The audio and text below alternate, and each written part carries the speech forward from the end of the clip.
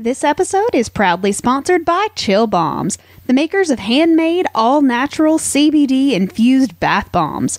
Check them out at chillbombs.com and use our code SPIRITS for 10% off. Enjoy the show, y'all!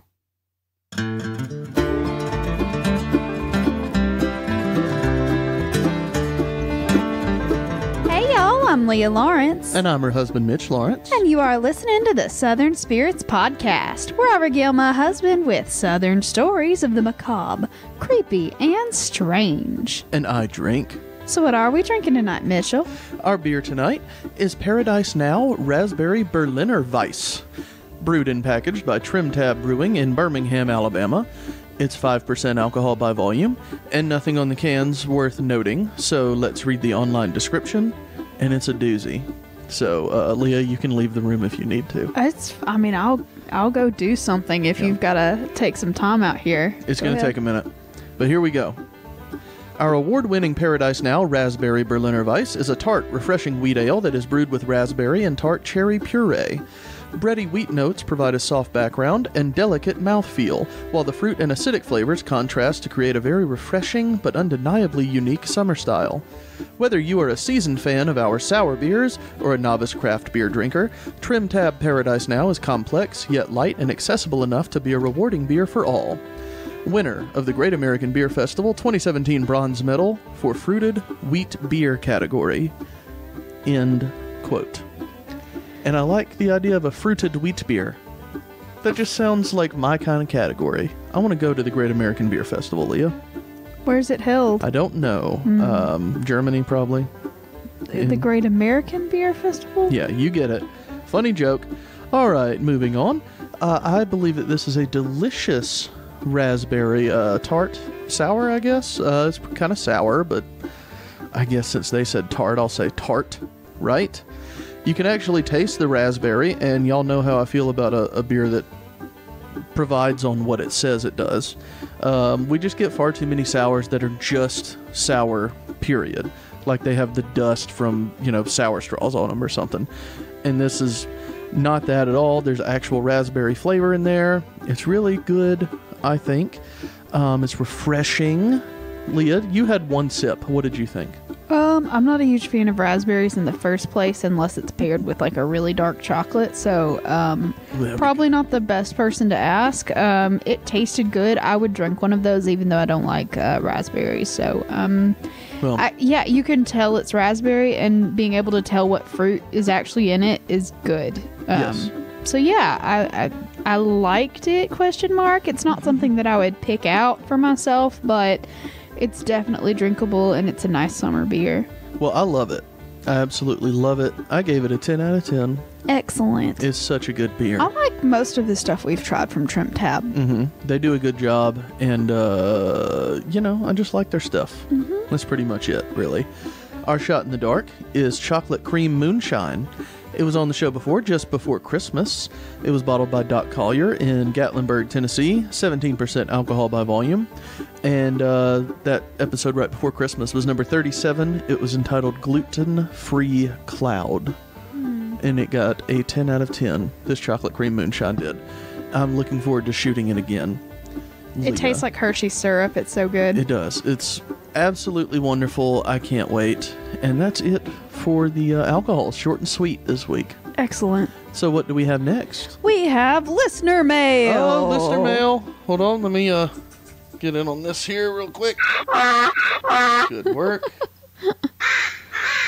Excellent. All right. Okay, Ready? so we got 2 postcards in the mail this week. Two, which is super exciting. And our first one is from Wisconsin, from Tomah, Wisconsin. Ooh, that's a long way. And it's a picture of the Humbird Cheese Factory, and sounds really good. It says on the sign, ice cream, fudge, and gifts, and cheese, obviously. Which, ice cream and fudge and gifts. Yeah, I'm into it. And this is actually sent to us from Heathcliff the cat over on Instagram. What? Y'all, the cutest stinking cat that you have ever seen.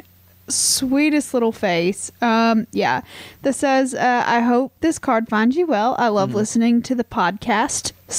So maybe they're listening to Trailer Trashy too, which would be awesome. That would be cool. And it says, keep up the great work, Heathcliff the cat and Mama. So thank you so much, Heathcliff the cat and Heathcliff's mama.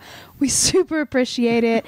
And like, just looking at this makes me want to go visit a place that has cheese, because I've talked about, like, for our first anniversary, I sort of floated the idea that maybe we could go on like a cheesecation. And we didn't. We didn't. We ended up going to Savannah instead, but like I've still got that idea in the back of my head. Like, I want to go to like places where they have actual like cheese factories, like Wisconsin. Bay. Yeah. Just go to Green Bay and just eat a bunch of cheese in June. Yeah. God, that sounds like a hell of a trip. Yeah, a cheesecation is definitely what I'm hoping for. But maybe a dairycation so we can get in on that ice cream and fudge. Yeah.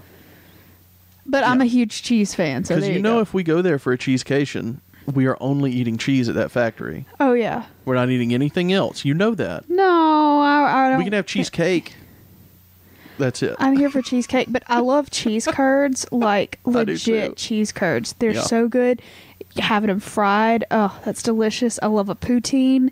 I'm just a cheese kind of person, so. Yes, you are. And speaking of poutine, we have a second postcard, and this one comes to us from the great right north, where poutine comes from. This is from Toronto, Canada. Ooh. Toronto.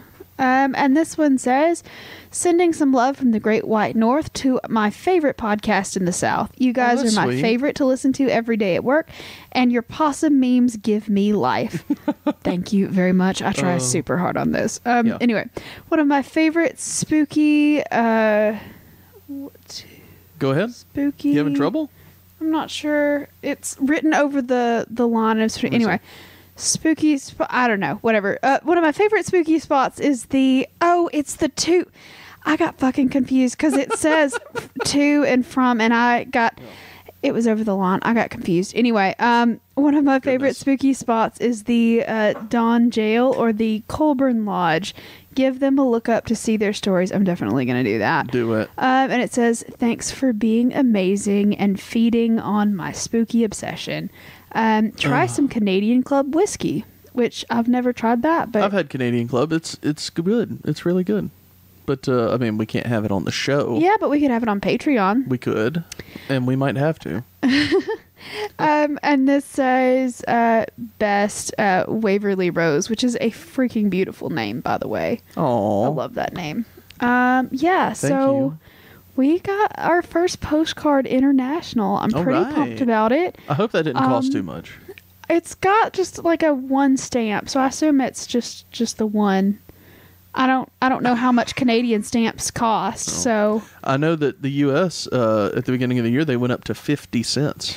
Yeah, but I accidentally bought a shit ton of Christmas Forever stamps. So if you ever get something from us, we've got stamps left over from our wedding that say celebrate, and we have a ass load of stamps that I accidentally purchased. She did. She went in the line in Costco and they said, do you want some stamps? And she said, yes, one ass load, please. I didn't say an ass load. I thought it would be like a sheet of stamps, and I wasn't paying attention.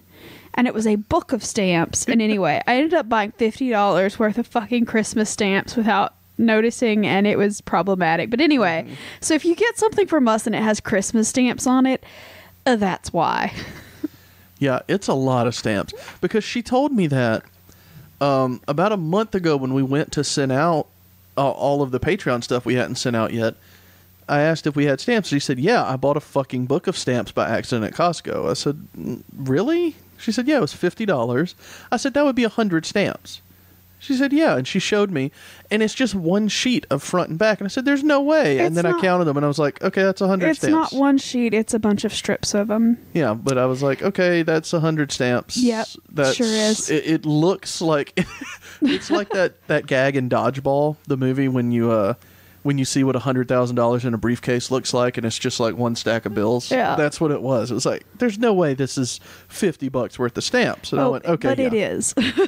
There's no way this costs $50. So just like, pro tip, if you ever go to Costco and they say, would you like some stamps? Say, no, I'm good. Yeah. It's fun. Because you can Thanks. only get them in $50 increments. Yeah. So That's a lot of and stamps. I bought them last Halloween. I thought, oh, they're going to be spooky stamps. I can stock up on some spooky stamps for our podcast, and that'll be fun and thematic. Turns out what they mean by holiday stamps is they start offering Christmas stamps in fucking September. So Yeah. whatever. Well, you got to get ready to send out all your Christmas cards that no one Yeah. actually does anymore. All we right. should be sending Christmas cards to Patreon Oh, members. I was planning on doing it last year, but we ran out of time. But that is 100% something that's going to happen, and I have the perfect photograph for it, and I can not wait. Uh-oh.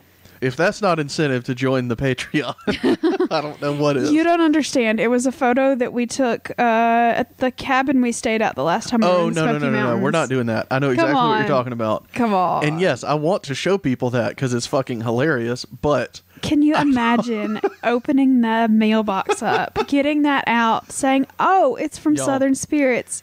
I'm going to tell you what it is. It's fabulous. I'm going to say what it is right now. The cabin that we were in was one of those that has a bathtub in the bedroom. Which is weird, by right? the way. But it's super uncomfortable. It was not a good tub at all. It was a weird triangle-shaped Yeah. monstrosity. So the way that I decided to sit in it was put my back against the actual wall of it and put my feet up on the two sides, like are the triangle points, and sit there with a cup of coffee. And Leah took a picture of me like that. And you can't see anything. And No. I've totally added Christmas boxes and a Santa hat and everything to it. And it's fucking hilarious. And if Patreon members want to have this as a permanent piece of art, all you've got to do is just like Such a bad subscribe idea. and pressure Mitch into letting me make Christmas cards out of it. I'm just saying post it on the community chat. Or we can make Christmas cards out of it. Yeah, Christmas cards. All right, coming to y'all. We're going to contact Vistaprint. We need 1,000 copies of these. I don't think 1,000 is necessary. Yeah, but that's what the deal always is. Get 1,000 of them for $30 or something. If we get 1,000 of those motherfuckers, I'm sending them to everybody in Hartselle. Yeah, you I'm better just fucking believe it. Everybody. Oh, anyway, sorry about that. That was Oh. a super long tangent. Oh, We're like God. 10 minutes in already. We should probably talk about our Patreon subscriber. Oh, new Patreon subscriber. Someone that will probably be getting that new. Someone that can have a nude of me. It's not nude. It was nude. It's just covered now. Well, no, there was nothing in the original shot. You were all know. under the water. But anyway, I know. welcome to Lynn. Say hello, Lynn. Hello, Lynn. She, I'm assuming it's a she, but I could be very They. wrong. They. Thank you. Lynn, if you'll tell me if you're male or female or neither, I'll make an amendment. But at any rate, Lynn has subscribed $5 to Patreon, and we are so excited. Thank you very much. Welcome to the Possum Passel. You now have access to all the cool Patreon episodes that we have recorded so far. Yeah. And just more to come, because I think we just released one this week about the Somerton man case, which is super creepy and from Australia. Yeah. So if you want to hear that or hear any of the other super cool things that we've talked about before, give us a couple bucks and you'll have access to all of that. Yeah, it's called Operation Spyfuck. Yeah. I pretty love great. it. It was fun. It was really fun to record. And y'all enjoy listening to it. All right. If you're hearing this now and are a Possum Passel member and haven't realized it's posted, go check it out. Indeed. 'Cause it's It'll there. be fun. All right. So we are going to go straight into our funny place name. All right, hit me. Today we're going to the great state of Texas, and we're talking about a ghost town. Oh. There's not much left there, but at one point there was a town, and it was called Babyhead. Oh, fucking A. I'm all right. I wonder don't wanna why hear it's about a fucking Babyhead, ghost Texas? town now. Everybody got murdered by a goddamn baby head.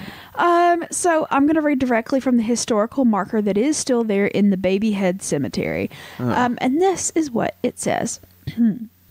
According to local oral tradition, the name Babyhead was given to the mountain in this area in the 1850s when a small child was killed by Indians and its remains left on the mountain. A local creek also carried the name, and a pioneer community founded in the 1870s became known as Babyhead.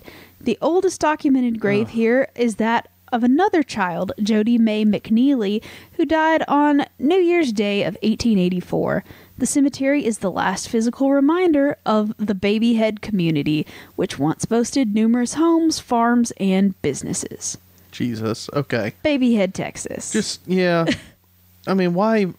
Whatever. I didn't like that one. I'm sorry. It was fucking creepy. Well, the whole point of our podcast is macabre, creepy, and strange. Yeah, but and I think a town named after a babyhead's kind of creepy. Yeah, that's what I said. And it's too much. That's too much creep. I'm sorry. Well, would you like to get to a different kind of creep? Yeah, I love all the different creeps. Okay, so we are going to be going to the great state of Florida for both of our stories this evening. Yay. The first story is a ghost story. Are you ready for it? Mm-hmm, I am. So we are talking about the ghost ship of the Everglades. I love ghost ships. I know, me too. They're so much fun. So we're talking about like the late 1600s-ish, maybe a little bit earlier than that, but sometime in the 1600s. And so this is obviously an oral tradition story. There's not a lot of super duper detail, but it's a folk tale that's told a lot in Florida, and I really like it, so I'm going to tell it. Okay. I'm excited. So, there was a pirate ship, right? I guess. Excuse me. What, you got the burps? I haven't been drinking at all, and I just hiccuped. It was awful. Anyway, so there was a pirate ship, and they spotted a merchant vessel in the distance, and they were like, hell yeah, we're going to take that ship. And the captain and crew started getting ready to chase this thing down. And the merchant ship had seen this pirate ship, and they were like, oh, hell no, we don't want this kind of thing. We're prepared for this. We're a fast ship. Maybe we can outrun them. So they were super experienced merchants, and they had a pirate plan. They were prepared. And so they start trying to outrun this pirate sloop. And the pirates just started chasing him and chasing him and chasing him and chasing him. And the pirates got fucking pissed off because usually it does not take that long to catch a merchant vessel because they're generally loaded down with a lot more stuff and they're slower and, you know. So they were so irritated that by the time they actually caught the merchant ship, and they did catch the merchant ship, that they were just all together in a cranky kind of mood. Both ships were sort of off Cape Florida when the pirates finally managed to like get that merchant vessel under control. So shot in the dark. Oh, that's quick. Yes. Okay. According to the legend, what happened to the crew of the captured vessel? Were they A, pressed into service on board the pirate ship, B, shot and tossed overboard, or C, made to walk the plank? Walk the plank. You are correct, sir. Hey. No. God damn. Okay. All right, hold on. Let me get you this delicious chocolate shot right here. Hold on. Chocolate shot. Do you have something to wash it down with? I sure do. I've got a Diet Orange Big K. What is that? Oh, Big K, the Kroger The sodas Kroger brand. Yeah, Okay. it's basically the only thing that we drink. Distributed by the Kroger Company, Cincinnati, Ohio. So not Southern. Sorry Yeah, about but it, don't y'all. tell anyone. And also, we didn't want to look for shot glasses. We have these tiny Moonshine jars from Sugarlands in Gatlinburg that are definitely more than a shot. Yeah. But Leah said she wanted this, and this stuff's fucking delicious anyway. So. Yeah, Mitch, last time we were there, it was actually Mitch's birthday, and they gave us this little mini right. mason jar from Sugarlands as a present, since it wasn't his, because they have to forgot they check did your that. ID, you know, and I guess it popped up that, hey, it's his birthday. So, yeah, I thought it was really nice of them and super cute. Yeah, they are. Well, take that shot, because it's going to be really good, and I may just take one with you just because. How good was that? Absolutely delicious. I'm telling you, it tastes exactly like chocolate syrup. There may not be enough if I take one for the second question, so I'm going to wait. Okay. And I'll double up the next time if I can. So, Oh man, I'm so jealous that you got to do that actually. Yeah, I mean, I'm not kidding. That stuff is smooth. It's only 17%. Yeah, It's super easy it's to drink. really light. It's easy to drink. It's sweet. If you're starting out on like flavored moonshine kind of stuff, that's a great place to start because it's easy sipping. Oh, it's so good. Go to Doc Collier right as you're entering into town on the main highway in Gatlinburg. It's right there. It's before the aquarium. Mm-hmm. If anybody They're knows. at the bottom of the hill. Yeah. And then Sugarlands is at the top of the hill. And Old Smoky's in the middle. So if you'll start at the bottom, you can drink your way up to the top. And you'll be super fucking trashed by the time you're done. We did, because we did tastings at all three of them. Yeah, we did all three. In about and then we 45 minutes. randomly ended up at the Bubba Gump Shrimp Factory. It wasn't random. It was, okay, we're done drinking. There's fried shrimp across the road. I'll see y'all over there. Yeah, that's what happened. It was delicious. Anyway, so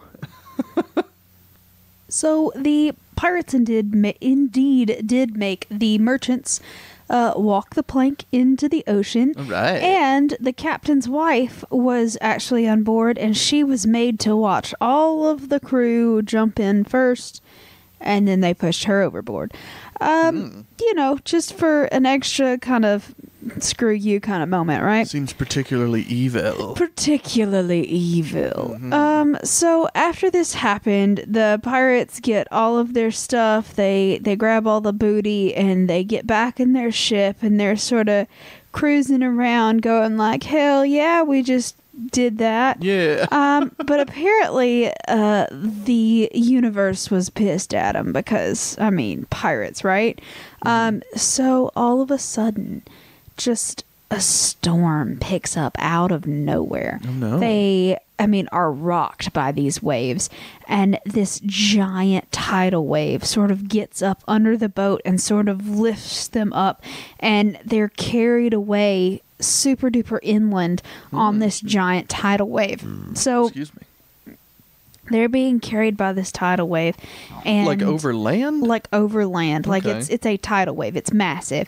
It has picked their ship up, and they're sort of just trying to ride out this current. And like the waves are so bad that it's knocking people out and it's drowning people left and right. And eventually the sea just sort of recedes and their whole ship lands in the Everglades. And so if you don't know what the Everglades are, it is a giant marsh, I guess. Yeah, swamp land. It's a swampy, marshy, it's a grass. There's a ton of sawgrass, and it's sort of a shallow wetlands kind of thing. To get around in it, most people have to use a fan boat, kind of lots of manatees, lots of alligators, that kind of thing. And so they are just plunked down in the middle of the Florida Everglades in the 1600s. So the ones that survived the storm are fucked. Just the best way to put it. They're fucked. And so the people that were left behind now have to deal with the fact that there are alligators everywhere, have to deal with the fact that there are mosquitoes the size of hawks just about everywhere, and that malaria is 100% a thing. So slowly but surely, every single one of the pirates die. And it is said, and the legend continues, that the ghosts of these pirates are basically cursed to forever sail the ghost ship all through the Everglades because of their misdeeds of murdering that entire crew of merchants. And they say that on a moonless night in the Everglades, if you go out and you're super quiet, you can hear the sails and see the ship sort of glowing and creepy sailing over the sawgrass. Like still today, Yes. you mean? It's a ghostly apparition that people report seeing and have reported seeing, you know, for as long as people have been down there in the Everglades. So yeah, if you see a pirate ship out in the Everglades, that's not normal. Maybe turn around and like go somewhere else, or like stop smoking PCP or whatever. Yeah. Can you smoke PCP? I don't know drugs. I don't know how y'all. you take PCP. I just have a problem with that kind of in general because I don't think the water's deep enough to support a ship. It's not. It's a ghost ship, though. Like, the actual ship never sailed again. Right. Where did it go? It rotted into the Everglades. That's a very lush, verdant kind of area, and that kind of vegetation is hungry. And if there's something out there that's organic, it's going to eat it all up. So, I understand. Bye-bye, ship. Yeah. Well, all right, fine. Whatever. But whatever, madam. Yeah. Oh, and the Everglades are actually a World Heritage Site, so go see those. I've been told it's absolutely stunning, wonderful place to go out and see like all the cool wildlife. It's 1.5 million acres. It's a national park, so yeah, go check that out. I would love to go sometime. I have a thing about manatees, so I would love to go just see them. I would like to go too. Maybe we do that for our next anniversary. It is at the very tip end of Florida, and that is a long ass drive if you've never made that drive. But we'll fly. We could talk about it. We can fly. Yeah. Okay. Because that would be like a 22-hour drive. Yeah, probably. It would be insane. Because just to Orlando, it's like 15 hours from here. It's 19 hours on a fucking tour bus from Hartselle, Alabama. You don't take a tour me about bus. It. You don't take a bus. Well, I mean, I was in high school, and that's the option was to take the bus. But anyway, yeah. So that was the ghost ship of the Everglades. All right, a nice, quick, and easy one. That was enjoyable. So we're gonna go to something that's not quite so quick or easy. Are you excited? I don't know. Maybe. Okay. You know how I feel about the long ones. Yeah. We're gonna stick in Florida, like I said before, because we are going to be talking about the disappearance of Ben McDaniel. Okay. This sounds interesting. I like disappearances. It is. It sounds ominous. I don't like them. Okay. It's intriguing. It's entertaining. Yes. It's very interesting. And this story has lots of weird shit to go through. And so let's get on it. So this all happened in Ponce de Leon, Florida. All right. So in the late 2000s, there was this dude named Ben McDaniel. He was about 30 years old, and he had just gone through like a real shit period in his life, okay? He was the oldest of 3 sons. His parents' names are Shelby and Patty McDaniel. They were a very wealthy couple who lived in Colliersville, Tennessee, which is just outside of Memphis. Like the ritzy, like...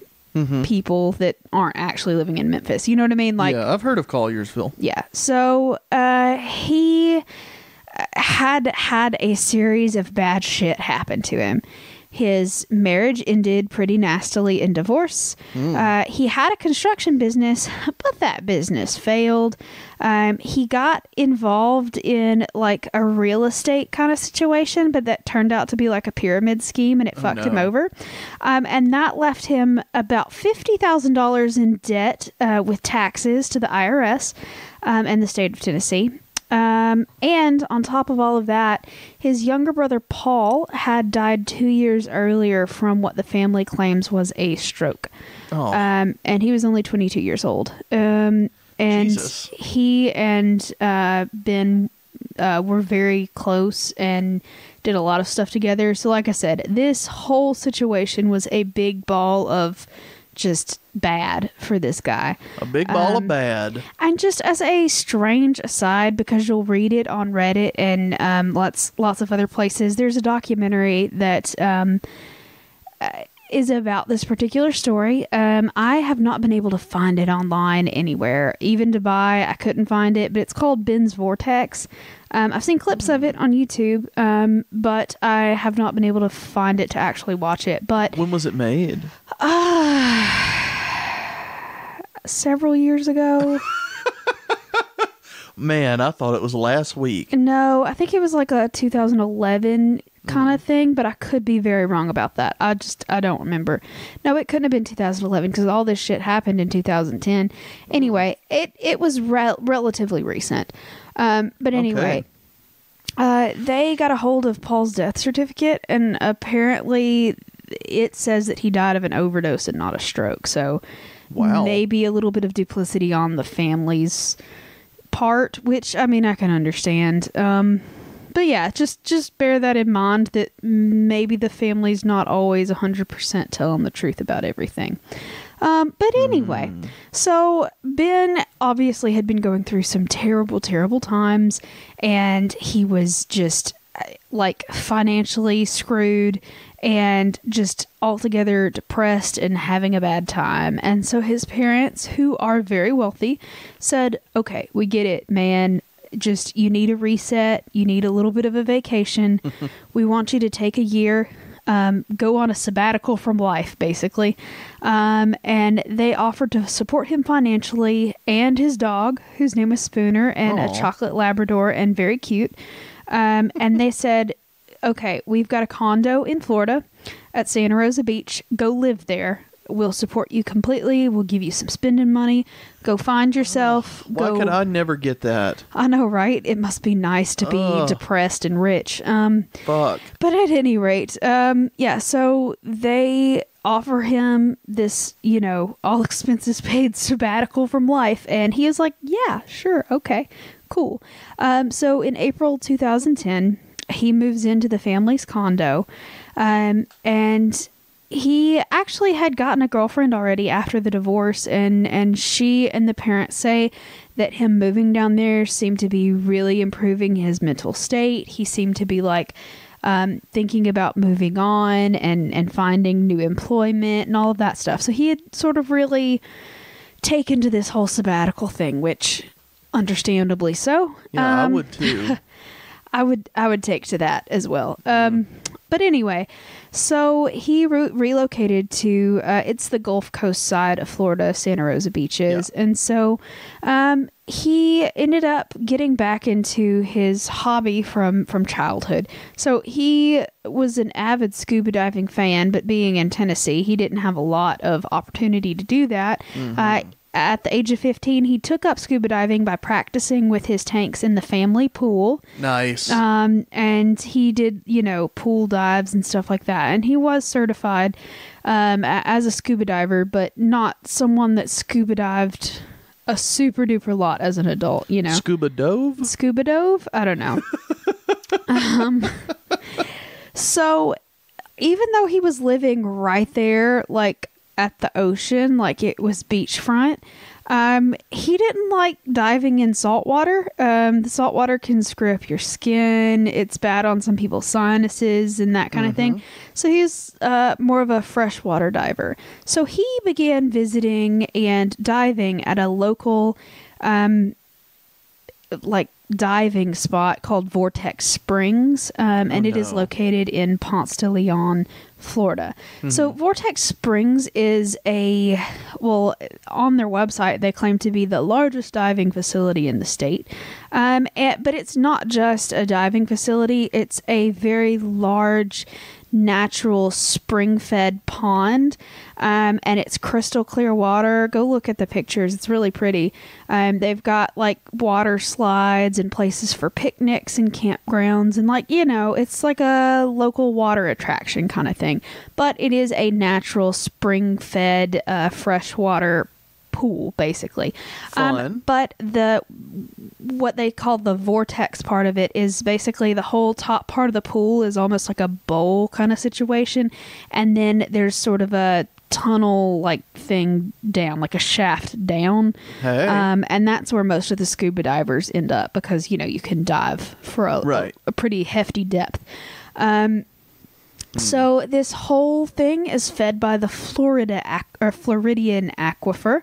So it's completely fresh water, pretty pure, nice, clean. Like I said, gorgeous, clear, crystal clear water. And it has lots of fun underwater wildlife. There's lots of freshwater fish. There's eels. There's a lot of eels in that cave system down there.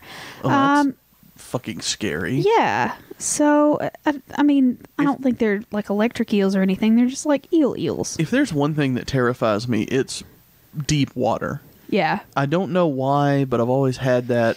Well, then you're going to hate this story. I mean, just last night I was watching a fucking video on YouTube about Grand Theft Auto 5, and if you've ever played it, you can like go way out in the ocean in a diving, like a scuba vehicle, whatever they're called. A submersible? Yeah, there you go.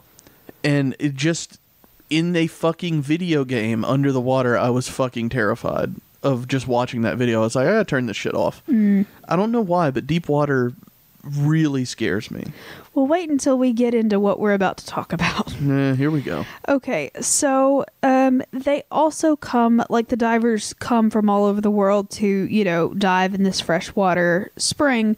But what they are really coming for is the underwater caves and caverns.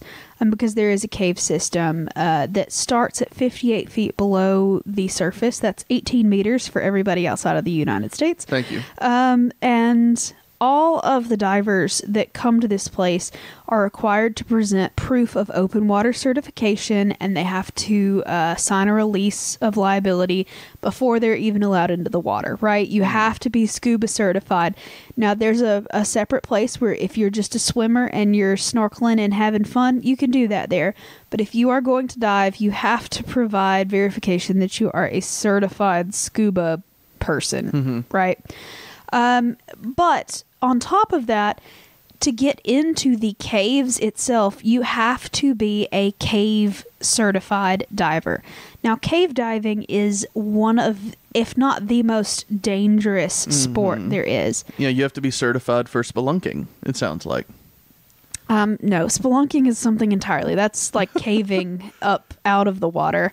I think spelunking just means cave searching, period, it means and you can do it underwater. Of caves, but generally Right. a spelunker is an above ground kind of situation. Well, I Well, think not it's both. above ground necessarily, but, you know, not filled with water. I think it's both. I'm not sure. But anyway, cave diving is fucking terrifying. I have nightmares about that shit, and I'm just, Oh, so too much. you have caves and I have deep water. I'm pretty fucking scared of caves too, though. yeah, well, this is a cave that is, you know, a couple 100 feet down and is Yeah. flooded with water, so. Yeah, I'm good. Yeah. Okay. So there is this cave system that a lot of cave divers go to dive at. Cave diving is super dangerous because obviously when you're diving in free water, you're always going to be able to get up out of it unless you get tangled in a net or a whatever, or seaweed or something like that. It's open water above you. You can float back up to the surface if you need to. If you're cave diving, that is no longer an option, and you have to physically be able to navigate yourself in and out of this cave, or you will drown under there. Yep. Which is terrifying, if you ask me. Just the hair standing up on the back of my neck right now. Yep. Yeah. It's terrifying. So because this is as super fucking dangerous as it is, Vortex Spring has a locked gate over the entrance of that cave, and in front Underneath the water? underneath the water, Oh, that's cool. they have a locked gate, and you have to present verification of your cave diving certification before they'll give you the key to unlock it. And you know, so that's in place, I guess.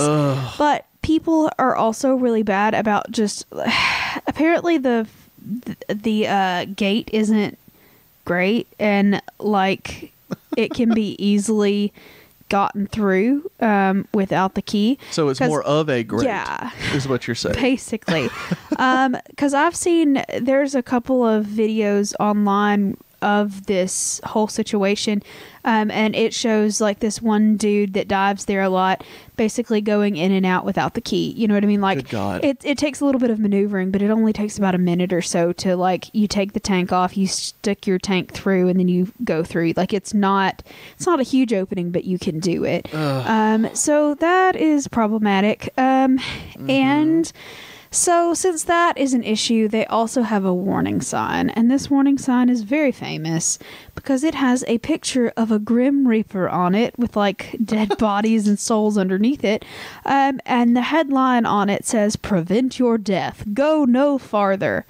And then it continues to tell you about things like how many people die on average a year in cave diving accidents and etc. It's really creepy. It says something like, where is it at? it says the consequences of continuing past this point could be fatal. And yeah, anyway, it basically says nothing in this cave is worth dying for. Please get the fuck out. So, like, if it can't be any more clear, like, bitch, don't go past this sign. There's death in there, okay? So, yeah, creepy. It makes me uncomfortable. Google the sign. It's really creepy. But like I said before, the dive shop only gives the key to those people that can prove that they have cave diving certification. And cave diving certification is very difficult to attain. It requires at least 2 months worth of training, and then you have to do at least 125 dives with an instructor or a diving partner who is certified. And so that it takes forever to get that kind of certification, and rightly so, because diving in a cave is a lot different than diving in open water. There's a different, like, if you're diving at certain depths, you have to have different types of air mixtures, etc. It's a lot more that goes into this, so it's problematic, right? Yeah. So this cave system specifically there at Vortex Spring, I'm so uncomfortable. Starting from the gate, at like where the shaft, there's a gate here. Mm-hmm. Starting at the gate, the cave goes 1,600 feet back, and that's about as far as it's been mapped. Now, it obviously goes a lot further back than that, but you can't, I mean, the crevices are so small at that point that you can't really get back there anymore. So as far as it's been mapped, it's about 1,600 feet to the opening, from the opening of the cave all the way back to where it's been mapped. And the total depth of this cave system is a depth of 310 feet. Which is 94 meters if you're not from here. And yeah, so it's like the whole full extent of this cave system isn't known, but the big parts that most people could get into are pretty well mapped, and it's a straight shot back. There's no, like, some cave systems are really branching and iffy. No, this one's a straight shot back. It goes from here to here, you know what I mean? It's not super windy. Okay, now so there aren't branches off of it, smaller caves off of the big one. No, there's not. Now, there are places where the passage narrows, and these are called restrictions, I think. Yeah, I think that's the word that they were using. But they narrow to, like, in some places to about like a 10-inch like opening. So to get through there, you have to take your tank off, push the tank through, then shimmy through, and then like get your tank back on the other side. So don't do it. Yeah, fucking don't do it. What is your problem? I don't know. Not for me. Super not for me. But anyway, so yeah, so let's get back to Ben McDaniel. So he is diving very frequently now at this place, and he becomes kind of obsessive about it, and he wants to get his cave diving certification, basically. And he was known to frequent this shop so much that he's making more than one dive a day for a couple of hours. Like, he's doing multiple multi-hour dives a day. Do they charge for this? Like, do you rent time to go dive or something? I'm sure you do. I mean, it's a business. I assume that there's some kind of entrance fee or something. I don't really know about that because I've never been diving, but I would definitely assume that that's something that happens because people are coming from all over the world to dive this place. I assume there's money being made somehow. Yeah. How that is, I don't know. No, they're just collecting bodies down there in the cave. Oh, stop. Ugh. And that's a little bit more true than you would care to know, but we'll talk about that later. Ooh, so creepy. Anyway, so this guy was really confident in himself. Overly confident, Tim a was? lot of people said. What? Tim? His name is Ben. Ben? Yes, Ben McDaniel. Oh, Tim's Vortex. No. It was Ben's Vortex? Ben's Vortex. Where the fuck am I getting Tim from? I have no idea. Probably because of that other documentary, Tim's Vermeer, that I made you watch. Yeah, that was a really good documentary. We can talk about that at the end. I don't want to interrupt the story. Okay. Go ahead. All right. So, like I said, and a lot of this information comes from some of the employees after all of this went down. But basically, from the people that were frequenting this area, they said that Ben was kind of cocky about his abilities. And, like, he was an experienced diver, but he wasn't, like, a really experienced diver, you know what I mean? And the fact that he was super duper cocky about his diving knowledge and skills and stuff like that kind of turned a lot of people off. Because when you're going scuba diving, and especially if you're going like cave diving, you want someone that's level-headed, you want someone that's not going to panic, you want someone that's really knowledgeable and is going to be, you know, not reckless on a dive where you're both together, you know what I mean? And apparently he didn't give off that kind of vibe, so no one would dive with him. So no one wanted to be his diving partner there at all, so he started diving alone. And you don't dive alone. No, ever. You just don't. It's not smart. It's just bad. You don't dive alone. But that's what he's been doing. And like his parents were really like hostile about that. Like basically they were saying you don't dive alone? No. They were saying, like, you know, he was just brave. Ben was brave. Ben was fearless. Ben followed his passions. They were on his side. They were on his side. Fuck them. And the family, who is still around and still very active and that kind of thing, yeah, they're very much on their son's side, regardless of the actions that he took. Yeah, so they staunchly defend all of his decisions, so just bear that in mind. So in mid-August of 2010, he had been, you know, in Florida for about 4 months. He returned to Tennessee for a week to just hang out with his parents, talk to his girlfriend, whose name was Emily Greer. And they all said that he seemed really happy, optimistic. He told them that he was working on getting certified as a scuba diving instructor so he could find a job. And he was researching cave diving, and he wanted to get certified in cave diving, and he wanted to start a scuba diving like related business of some sort. Okay. And so he's like really ambitious, and he wants to start this whole new diving career, basically. And so on the weekend of August the 14th of that year, he returned to Florida, and he left a letter behind to his parents saying, "Thank you so much for supporting me while I'm trying to get my life back together. I'm definitely gonna like be really successful, and I'll like take care of you when you get old and all that stuff. I promise. Yeah, and they never saw him again. Oh God. And we're getting there. Yeah, it's pretty rough. So on August the 18th, you have so many teasers in this episode. Sorry. On August the 18th, which was the Wednesday after he returned back to Florida, he went back to Vortex Spring, and in the middle of the day, he did one dive for a couple of hours, and the other divers saw him kind of poking around the cave entrance, which obviously he was not supposed to be poking around because he is not a certified cave diver. And they were sort of reporting that to the people that worked at the shop, like, hey, it looks like he's thinking about going in there. Maybe just like take a look at that. So after he resurfaced from that first dive, he filled his tanks at the dive shop. And like all of that stuff was recorded on CCTV and security cameras. So they can definitely tell that he was in the shop. He refilled his tanks. He paid for the air, all of that stuff. And then he spent the rest of the afternoon sort of by himself, hanging out at the spring where the swimmers were, just sort of testing equipment, writing in his dive log and stuff like that. And, you know, just sort of hanging out and just generally waiting around. And as the evening came, Ben started preparing for another dive. He called his mom, and this was the last contact that he had with his family at all. And around 7:30 that night, just as the sun started to go down, he went into the water again.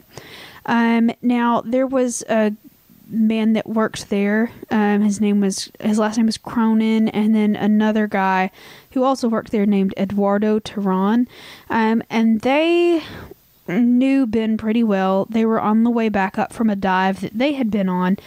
And I mean, they always did this on Wednesdays after the shop closed. So the shop closes, and it closes down to like swimmers and regular like picnickers and stuff like that. Okay. And then people finish their dives at the end of the night and then they go home, So they were diving after when only the scuba divers were in the water. And so after the shop had closed, they went on this dive that Wednesday and they were surfacing, they were decompressing and stuff like that. And they saw Ben descending, and he had lights on and he was wearing a helmet. And you're only wearing a helmet when you're diving in the cave. Like that's not something that you would dive with in open water. And it suggested to them that he was going into the cave. And Eduardo was like, yeah, he had suspected for a while that Ben had been, passing the gate surreptitiously, not using a key, forcing the gate open or whatever. And he was like, this is really dangerous. Like, if you have a situation where you're running out of air and you can't get through the gate, like that could kill you if the gate's not open. You know what I mean? So he was like, I don't want him to take that risk. I know that I can't get him to stop going into the cave, but maybe if I unlock this gate for him, instead of him struggling, he'll have a couple of minutes more air, and maybe, maybe unlocking this gate, will prevent him from dying or whatever. So he goes ahead, and it's against policy, and probably he shouldn't have done it, but he was like, he's gonna force the gate open anyway. I can't stop him. Let's just make it a little bit more safe. So he unlocks the gate for him and, sort of waves like, we're going up. Okay. So they had seen Ben dive later in the day pretty often, and those two had occasionally stayed in the spring after they resurfaced until they saw bubbles on the surface indicating that he had gotten back out into open water, that he was decompressing and returning to the surface safely, and so they would leave after that. But on the night of this occurrence, the 18th, they were super tired. They had had a long day. They went back to Eduardo's house for like just a sort of drinks and coffee and that kind of thing, just hanging out. And so the next morning, Ben's truck was still in the parking lot, but there was a ton of visitors. It was sort of the end of summer. People were like getting their last days at the swimming hole kind of over with, so there was a lot of people there, and they didn't really notice because he was there all the time anyway, so maybe he had come back and dived early and no one knew. But by that next day, they realized, oh yeah, this truck hasn't moved, no one's seen Ben. So Eduardo's like, yeah, we gotta call the sheriff. So they called the Holmes County Sheriff's Office, and as soon as the sheriff's deputies arrived, they sealed off the entire spring with crime scene tape, and they started looking around. Ben's tanks, his wetsuit, his diving equipment was not in his truck. There was no sign of struggle near his truck, or anywhere else that he could have been. And in his car, they found his wallet, and shot in the dark. Oh God, I wasn't ready. Hold on. Okay. Ben's wallet was found in the truck with cash in it. How much cash was found in his wallet? Was it A, $70? Was it B, $700? Or was it C, $7,000? I mean, there's no way it's the higher ones, right? Like, I'm going to say $70. A. You're incorrect. It was $700. Really? $700? Yeah. He had $700 in cash and a cell phone in the cab of his truck. Fuck that shit. All right. Well, here goes my shot.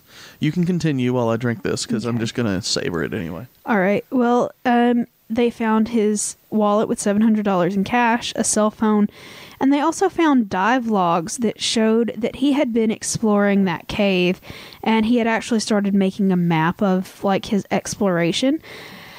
And so he'd been going in there anyway. Yeah, he'd definitely been going in there, just like Eduardo had suspected.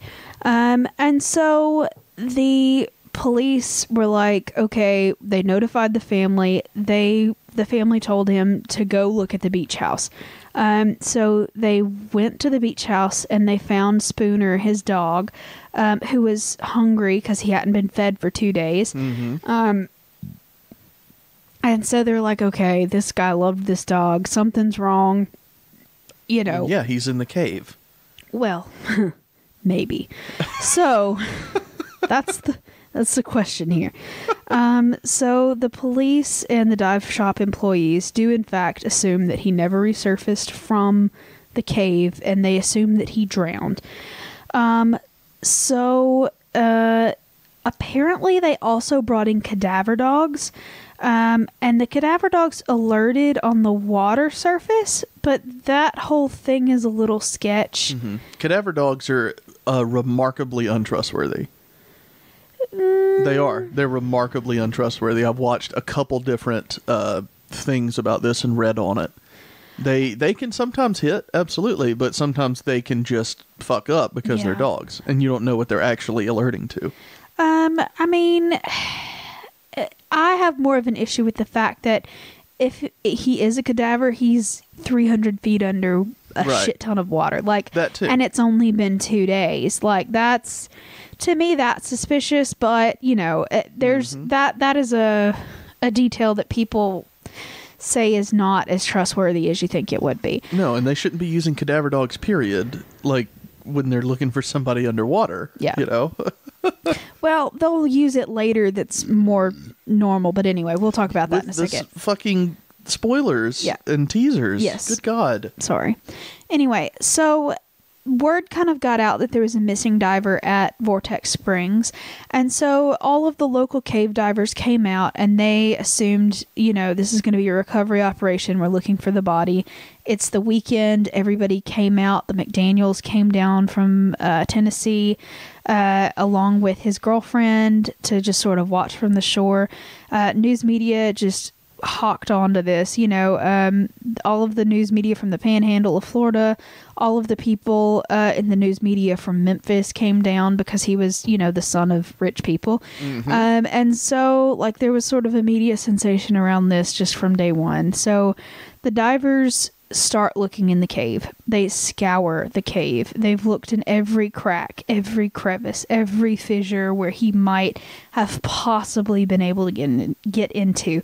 So it turns out that if a diver gets panicky and is running low on oxygen, it is really normal and standard, basically, for a diver to try to shove themselves into a crevice, like believing that in their like lack of oxygen kind of state that like that crevice leads to the air. You know what I mean? Like, really? That's okay. For whatever reason, something psychologically happens with you, and it's very common to find divers that have perished in these caves that they are trying to tuck themselves into these crevices in the false hope that that's the way out. You know what I mean? Yeah.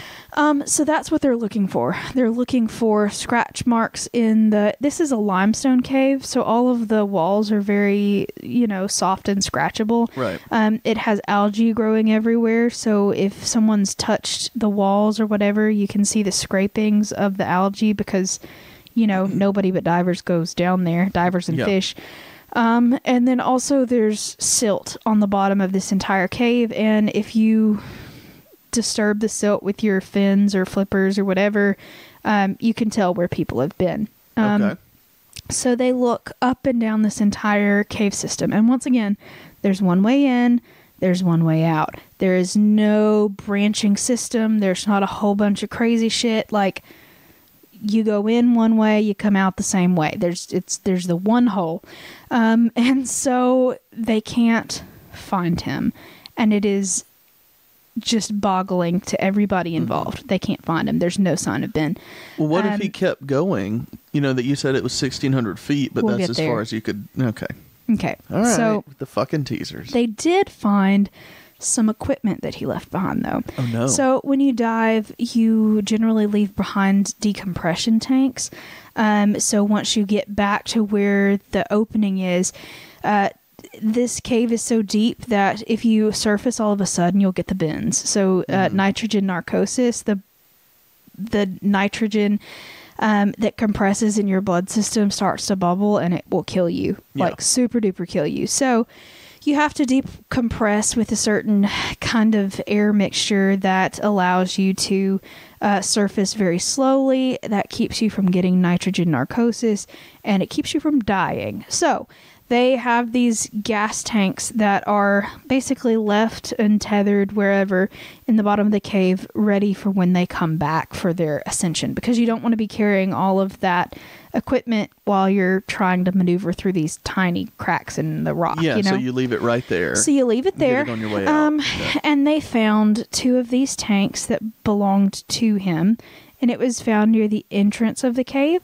But the discovery was sort of weird for a lot of the people that were searching that were actually cave divers, because it was just kind of inconsistent with where cave divers would normally place their extra air tanks.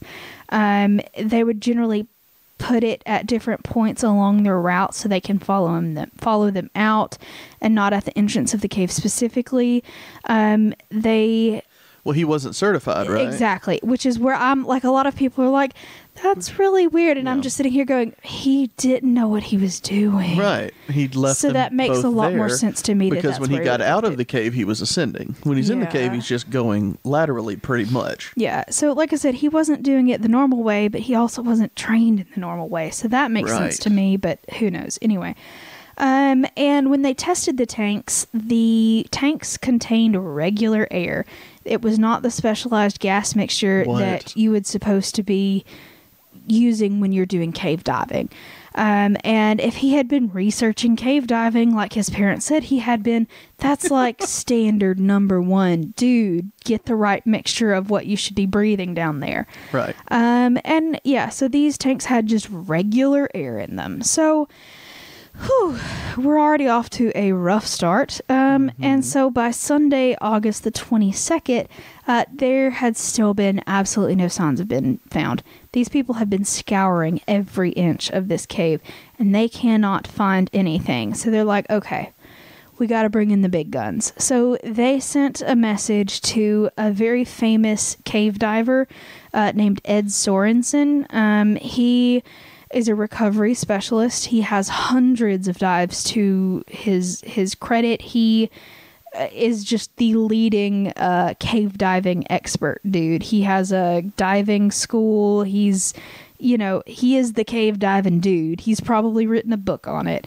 And so they're like, hey, Ed, can you come figure this out for us? And he was like, okay, no problem. So he comes up to Vortex Spring the next day, and he, along with some other divers, and an official international cave diving rescue organization, they all decide to do another dive. And they told him that the divers that had already been there said, okay, we've gone 1,600 feet back. This is as far as it is safe to go. Don't go any farther or it could kill you. And he was like, no. It's fine. I've got this. I'm good. No problem. So he has described, there's a bunch of interviews with him. He's been in several of the documentaries about this particular subject. Several of the different, discovery and travel, and I've all done stories about this stuff. So if you're interested in him, go look him up. Very interesting, cool character. But he decides he's making 3 separate dives. And he ends up going 1,700 feet back into the cave. So about 200 feet further than anybody else had been, and 200 feet further than Ben had mapped in his, the map that he was using. And he used one of those cool underwater diver propulsion things. You know what I'm talking about? It's those like a little fan. It's like a little scootery thing for divers. Yeah, and you hold it in front of you, but it's propelling you forward. Yeah. Exactly. So he had one of those, and he had several smaller tanks of gas, and he used the combination of the two to increase his range so he could have more time and more maneuverability down in the cave itself. And he found absolutely nothing. He found no body, no evidence of a body, no evidence of any kind of increased activity by the carnivorous, that's hard to say, carnivorous animals that are back there. So like if there's a decomposing body back there, eels are going to be swimming around it. Right. Other fish are going to be swimming around it. There is going to be a feeding frenzy because, I mean, it's fresh meat. It doesn't get down there very often. It's going to happen. Yep. And so he had seen absolutely no evidence that Ben had gotten into those sections. There were no marks on the cave walls. There was no disturbed silt. There was no disturbed algae. It was just there. It was pristine back there. He had gone farther than just about anybody else had ever been in that cave system. And he felt that there was no way that Ben could have gotten further than that because Ben was about 6'1" and he weighed, like driver's license picture said he weighed 210. He was probably closer to 230-ish from what I've been able to read. And he was an inch taller and at least 20 to 30 pounds heavier than the Sorensen guy. And the Sorensen guy's like the best cave diver. Like he can get into places that no one else can. And like he's smaller than Ben. And if he says that he can't get any further through some of these narrower passages, I mean, it's pretty much guaranteed that a bigger, less experienced man could probably not get back there either. Yeah. So his quote says that, "I know I barely made it through. The last place I searched was pristine, without a mark that a diver had been there. It would be impossible to go through that restriction without making a mark on the floor or the ceiling. He's not in there." So the McDaniels were kind of put out by that because they want to find their son's body. Like they know he's dead. They've accepted that. They understand, but they want his body so they can bury him along with his brother. And so, which is another kind of weird thing. Like they disinterred the brother and like dug a separate grave so they could be like buried together once they found his body. I don't know. It was a weird situation, but whatever.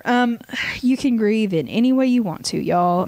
I just found it strange. But anyway, so the McDaniels were trying to do everything that they could to find their son's body. They hired this other guy, and his name was Steve Keene, and he was also a very accomplished cave diver. And he was the one who originally mapped the Vortex Spring Cave in 2003. And he was also the person that ran the line. So like they usually in like cave diving situations, they'll have like a sort of fluorescent line that runs through the cave so divers can, if you can find the cord, you can find your way out kind of situation. Yeah. And he was the one that originally ran that line as well. And he started diving that cave system, looking in all the spaces. And after 7 dives, he was like, "Y'all, I'm sorry, but there are no fresh signs of him." He went back even further than the Sorensen man did, and he was like, "There's just nothing back there. If he's in there, I don't know where he would be." And so the McDaniels were not deterred. They want to find their son's body, period. So they agreed to put up $54,000 as a replacement guarantee so the Fort Lauderdale police could bring in an underwater remotely operated vehicle.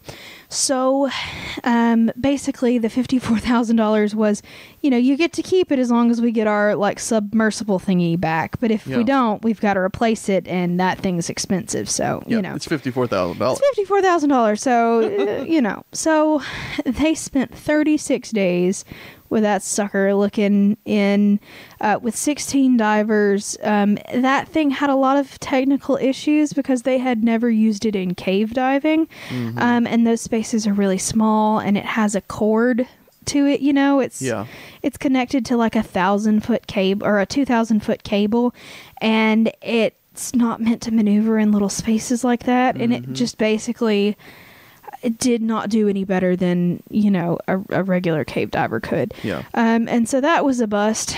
But they got their $54,000 back. But they got their $54,000 back, which was nice, I'm sure. But anyway, so they continued volunteer searches, but eventually, people were just like... I've got a question. Yeah. Is that cave on the bottom of that spring area, that pool area? Is it at the very bottom? I don't believe so, but they've checked the very bottom. Okay. Like, it only goes a little bit further down. Okay. All right. Yeah. I was going to say you might have come out and gotten swept away or something, but... That's not the kind of situation it is. It's sort of a funnel, and then it sort of leads off like that, Right. Okay. So, and if you're interested, there are readily accessible maps of this cave system online if you just want to see what I'm kind of talking about. So they've searched this cave, and the divers just start questioning, is he even there at all? And they've sort of had some theories going around. So people started to think that maybe he had actually been removed from the cave before searching even began, and he had been disposed of on the land or washed out somehow, and a lot of people even started saying that maybe he staged this whole thing as a disappearance so he could start his life again somewhere else. And so, they started searching just to make sure that this wasn't the case. So they brought the cadaver dogs back, and they searched the woods all around the Vortex Springs because they were thinking maybe, this is a spring, and so it feeds out into the swamps eventually, and they're like, maybe his body weirdly got sucked out into this. Let's see if there are any hints of decay this way. Anyway, so they bring the dogs out, they search the swamps along the outflow of the spring, they search along the Blue Creek, the Sandy Creek, and the Choctawhatchee River, and then they start doing water tests. They do a test every day, 30 separate tests from the time that he was reported missing of the water, because if the bacteria levels in the water indicate the presence of a decomposing human body, right? So even minute changes in that kind of situation can mean that there's a body down there, and that's just a standard kind of thing that they test for. It never showed any kind of decomposition in the water. And something that's super duper gross. But that Sorensen guy is known as a recovery diver specifically. And when asked how he knew that there was no body in the cave, he said, it's gross, but you can taste the decay in your respirator. And he said he didn't taste anything. There was no telltale hints of decomposition in the water, and he said he really didn't believe anything was decomposing down there, which is super gross if you ask me. Yeah.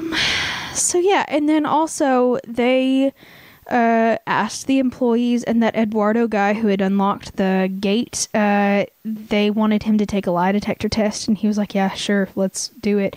And he completely passed the lie detector test. He had no signs of, duplicity, if you will. So they're starting to say, okay, if he didn't get murdered, and he's not buried on the land, and he's not in the cave, where the fuck is this guy? So the parents are very frustrated at this point.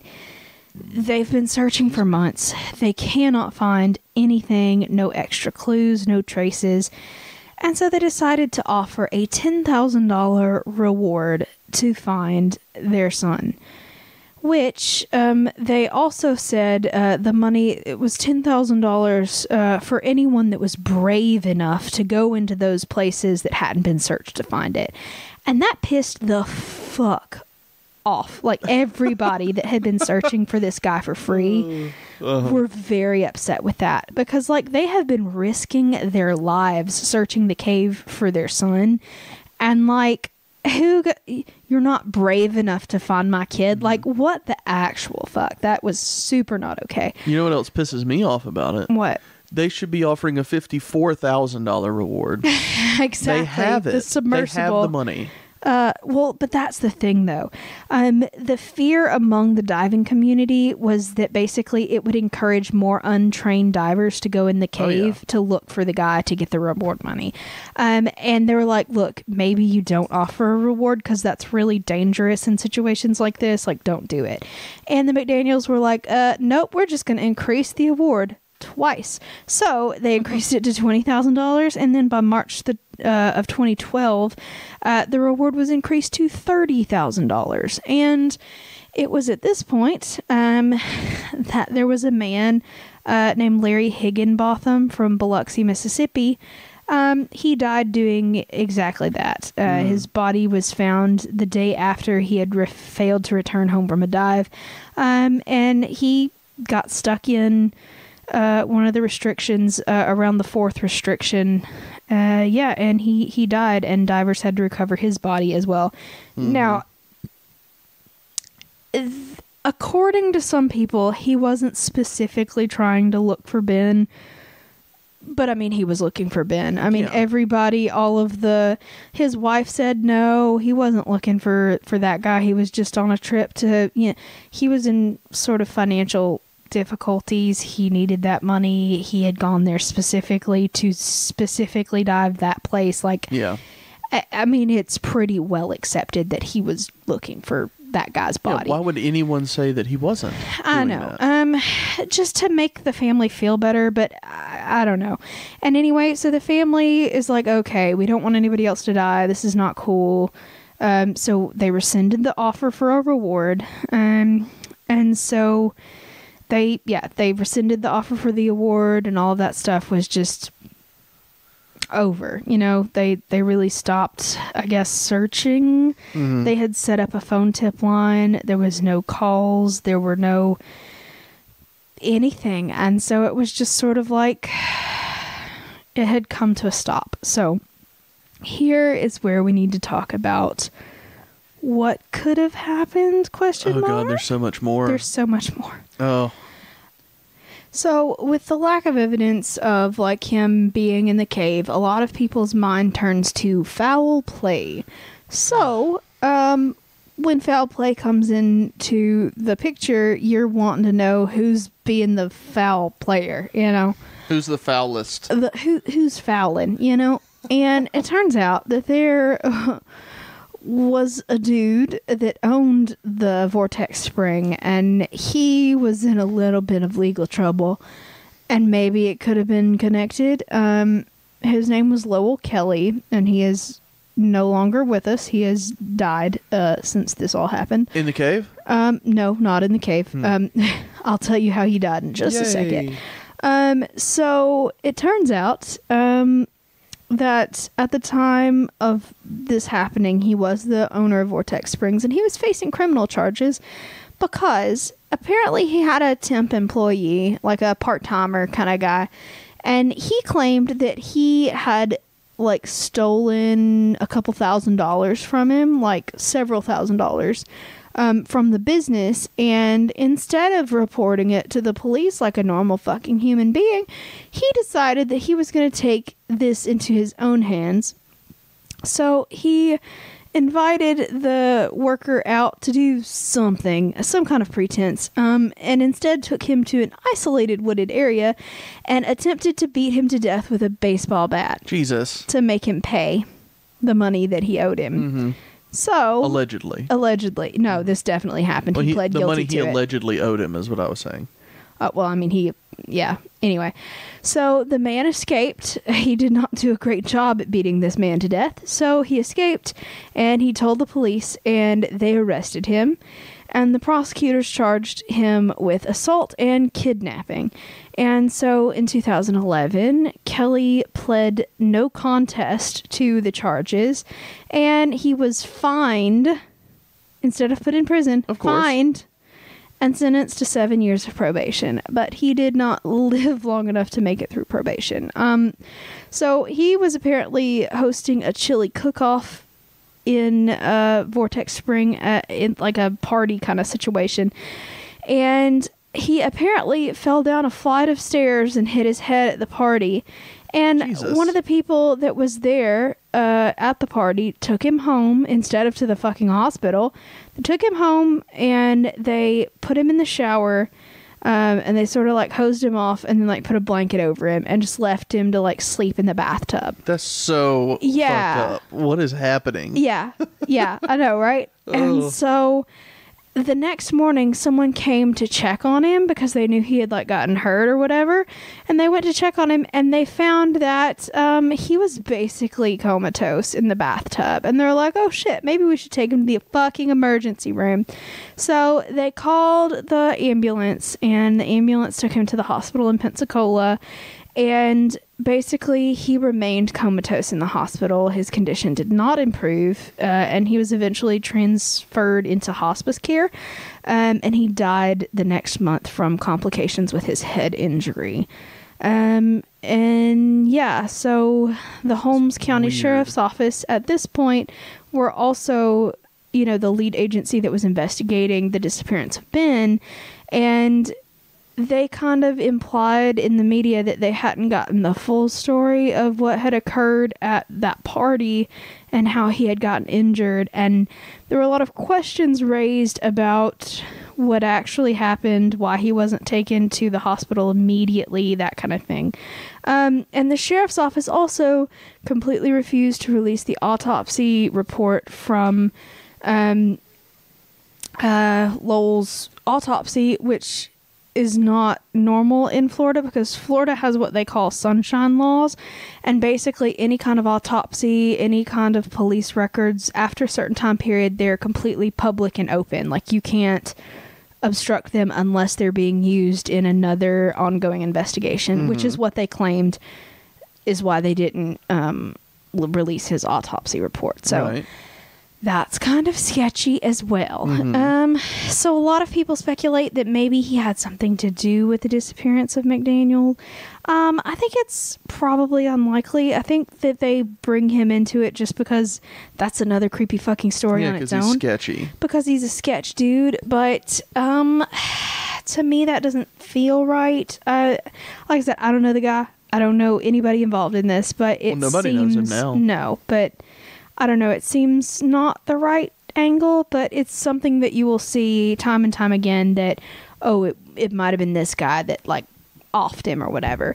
And like I said, there is just so much to this story. A lot of people think that he, you know, staged this whole thing and that he went off to live somewhere else under an assumed name and is just getting rid of it. But my whole thought is, no, he's just dead somewhere. Yeah, well, definitely. But my thought is, with this whole thing, dude, who is going to leave the fact that he's just finished paying off his IRS taxes? He is no longer in debt, $50,000, which to this family clearly was not a lot. Yeah, why didn't they just give him the money? Yeah, I mean, like, he had paid down his debt. Well, that's ridiculous of me to say. I mean, obviously he's got his own responsibilities, but I'm just saying. But I mean, like, his parents were clearly willing to pay all of his expenses for a year to live at a condo that they own in Florida. Like, I don't think they were hurting to where they wouldn't have just paid the debt for him. You know what I mean?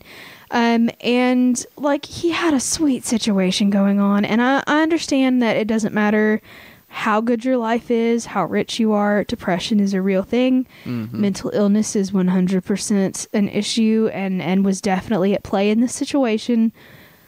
But it just doesn't feel like something that you would like, I'm going to stop being in this situation and like fake my death and bring this hardship and like trauma to my family just so I can like go struggle in the Caribbean. You know, like it...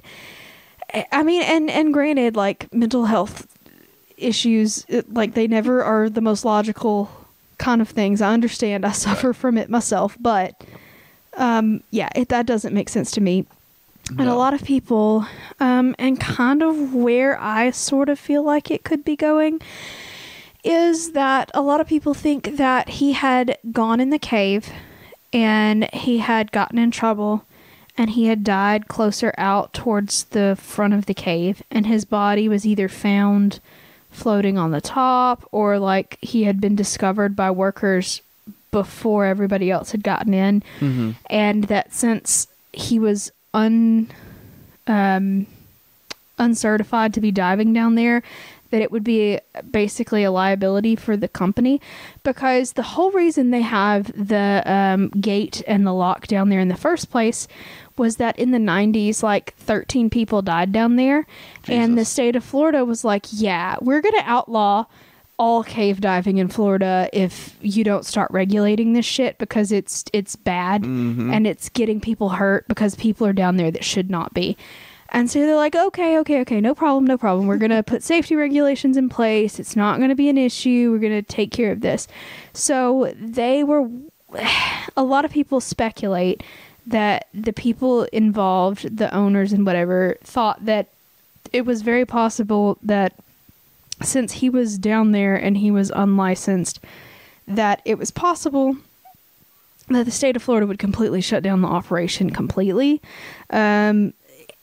Because of that kind of death. So the thought is that they got his body out of there and buried him, or did something, removed the body in some way, and then was like, oh, he's missing. But wouldn't the decay still be in the water?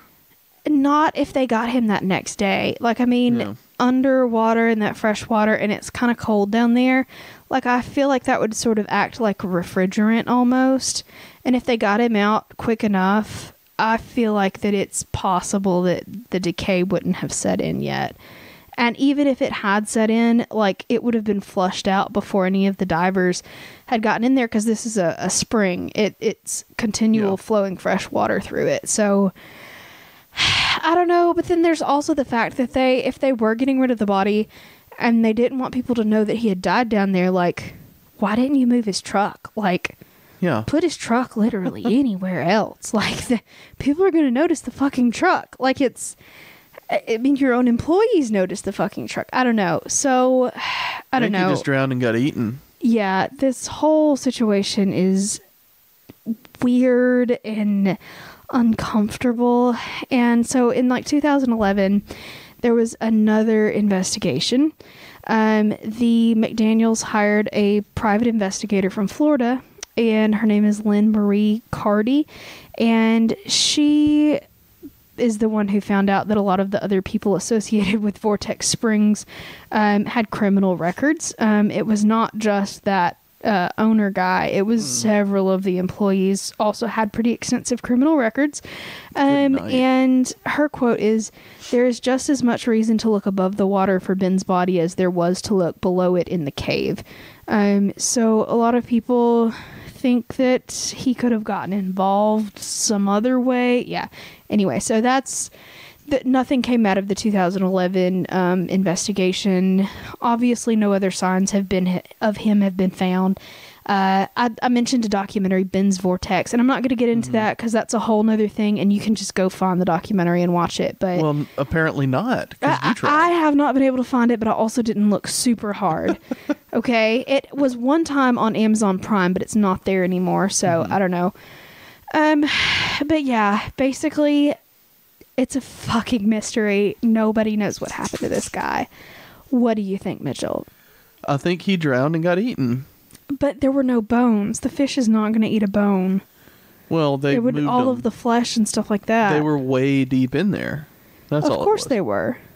That's my point. But like there were people back there looking for it. They were looking for signs of his body. I mean and then there were like his tanks that he was diving with were never found. His wetsuit, his fins, stuff that don't decompose. None of that was found. Yeah, they're way back in there that those other people didn't get. But there was he squeezed himself into a crevice. But there was no decomposition detected at all. Yeah. And there were no animals back there. They ate him while he was still alive. I don't know. Just the whole thing boggles my mind. Ever since the first time I heard it, I was like, excuse me, what? It brings together all of some of my worst nightmares. Yeah, for real.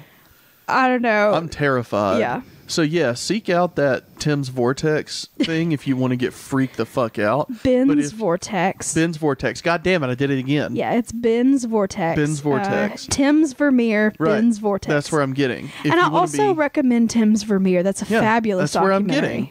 So if you want to get freaked the fuck out, watch Ben's Vortex. If you want a surprisingly incredible documentary made by Penn and Teller about some old random guy painting a Vermeer. Rich random guy. Yeah. Watch it. Tim's Vermeer is incredible. It is such a good documentary. Like, you don't even have to give a shit about art to enjoy that. I've never been enthralled watching someone paint for 75 minutes. It was wonderful. Highly recommended. Like, watch the Ben's Vortex first. No, don't. And then maybe. Watch Tim's Vermeer to, like, brain bleach that shit out of your mind. So you don't have nightmares. Tim's Vermeer is incredible, and you can find that one on YouTube. You can rent it on YouTube. Yeah, you've got to rent it, but it is 100% worth the price. I kind of want to rent it again because it's so good. Yeah, but it's anyway. like $3 and you get it for 48 hours. There's no reason to not do it and watch it 4 or 5 times. Yeah, it's very fascinating. Anyway, that's a super duper tangent. Let's get a toast so we can get the fuck out of here. I just want to talk about Tim's Vermeer for the rest of our time. How about we do that on a midweek mini? We'll just discuss and critique Tim's Vermeer. Fucking A, we're doing it. Oh my God, because we're running so low on questions. Fuck yes, we are 100% renting Tim's Vermeer tonight, watching it, and recording a reaction midweek mini. Mitch and Leah talk about documentaries. We may start doing that for midweek minis instead of questions, because we just, like I've said before, we're not big enough to be like, have the questions rolling in all the time. So, let's just do something else. But we could be if you just tell other people about us. Yeah, y'all, this is on you. That's right. We're going to talk about Tim's Vermeer next week because of you. Okay, let's get a toast. You ready? Yes, I'm so ready. Everybody hoist your Diet Orange Soda high into the sky. We're toasting the ghost ship of the Everglades and Ben McDaniels. All right. The specter of a pirate ship sails through the grass. You can go searching for it, but I think I'll pass. Don't swim past the signs that have a Grim Reaper, especially if you aren't certified to dive any deeper. Drink! Yay! Such a good toast this week. Thank you. Such a good one. I'm completely out of stuff to drink, so I'll just cheers you. Okay, well. Very nicely done, my love. Thank you. Very Sorry nice. about how long this is. Y'all go check out Tim's Vermeer. And that's just about it. We'll do the normal stuff real quick. Just get it out of the way because it's been a while. Find us on social media. Just search for Southern Spirits Podcast. Send us questions and personal stories for midweek minis if you don't want us to talk about documentaries that you'll never watch. What else? Send us an email, southernspiritspodcast@gmail.com. Send us postcards. I'll get there in a minute, because I always do that one last. Join the Patreon, patreon.com/Southern Spirits Podcast. Send us postcards. There we go, to our P.O. Box. P.O. Box 1743 in Hartselle, Alabama. HARTSELLE 35640. And that was a nice, quick outro and a very enjoyable episode that I'm going to have nightmares about. So we'll see y'all next week. Bye, y'all.